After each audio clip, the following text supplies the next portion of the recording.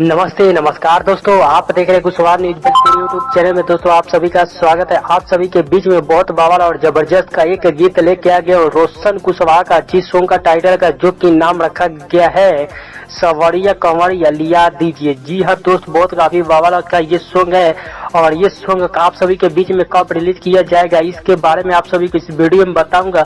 जितने भाई हमारे यूट्यूब चैनल पे न्यू है तो चैनल को सब्सक्राइब कीजिए, क्योंकि आप सभी के बीच में जो कि यहाँ पे कुशवाहा का हर खबर सबसे पहले देखने और सुनने को मिलता है। जितने भाई कुशवाहा जी के फैंस इस वीडियो को देख रहे हैं तो इस वीडियो के ज्यादा से ज्यादा आप सभी जरूर शेयर कीजिए, क्योंकि बहुत बवाल का जो कि ये गीत आप सभी के बीच में जो कि भोल बम जो कि रोशन कुशवाहा का पहला गीत आप सभी के बीच में जो कि लॉन्च होने जा रहा है। और सॉन्ग का जो कि टाइटल का भी नाम दिया गया है सवरिया कंवरिया ले आ दीजिए।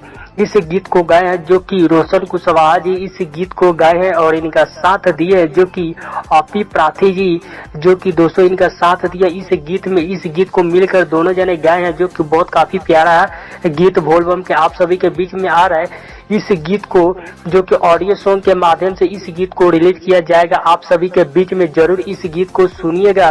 कल आप सभी के बीच में जो कि रिलीज किया जा रहा है सुबह में रोशन कुशवाहा ऑफिशियल यूट्यूब चैनल के माध्यम से कल सुबह 6:15 पे लॉन्च कर दिया जाएगा। इस गाने को आप सभी जरूर प्यार आशीर्वाद दीजिएगा। आप सभी को मिलते हैं किसी नेक्स्ट वीडियो में बवाल अपडेट के साथ। तब तक के लिए जय कोईरान समाज।